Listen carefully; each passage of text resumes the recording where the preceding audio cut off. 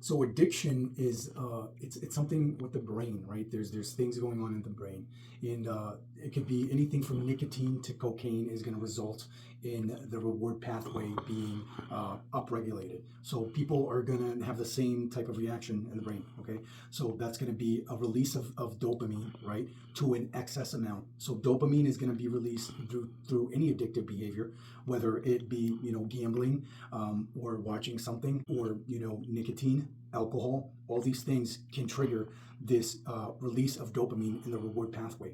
The problem with that is over time, the high levels of dopamine is going to result in a craving for more of that substance or behavior. So over time, you need to do it more. And we see this with any sort of addiction, whether it's a food addiction, sugar addiction, nicotine addiction, cocaine addiction, alcohol addiction. Addiction is addiction. The same thing is happening in the brain. All right, guys? So we need to understand that, and we need to stop stigmatizing a certain addictive behavior, because that person that's doing the heroin is having the same response as that person that's drinking the alcohol to an excess or not to an excess. They're the same process that's happening in the brain. So what we need to realize is that this person needs help. Their brain is not functioning the way it was intended to because of this excess in dopamine release in your brain. All right. The other thing that happens with addiction is the prefrontal cortex, which is in the front of your brain, that's responsible for decision making and executive thinking, right? So this is the part of the brain that says, no, George, you don't want to do that because that's bad for you. It's bad for your brain. It's bad for your health, right? So in addictive behaviors, what happens is the part of your brain that's responsible for rewards,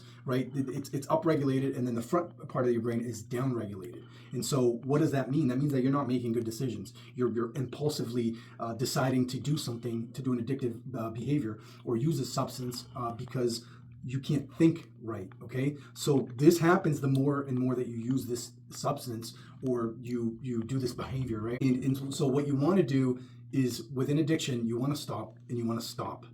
Sometimes slowly. So even with like caffeine, for instance, right? Somebody's drinking 6 cups of coffee a day and they just stop, drinking the coffee. They're going to get withdrawals. They're going to feel the physical withdrawals and the psychological withdrawals. So addiction is not just psychological, okay? There is a psychological component, but it's also physical, okay?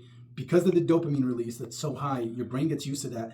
When you stop doing that addiction or the addictive behavior, then all of a sudden you don't have that dopamine release anymore, but you have all these receptors for dopamine in your brain, okay? And so what happens is you're going to feel bad, and you're going to feel bad for about a month after stopping, a substance or an addiction, whether it's caffeine or nicotine or cocaine or alcohol, whatever that is. So 1 month is what you need to start to rewire your brain back to what it was previously. Your brain will start to downregulate the dopamine. It'll start to lower that. All right. So, I like to do these videos because I feel like knowledge is power. Not that I feel like it is. So the more you know, all right, the more you can act on it. Thanks for listening.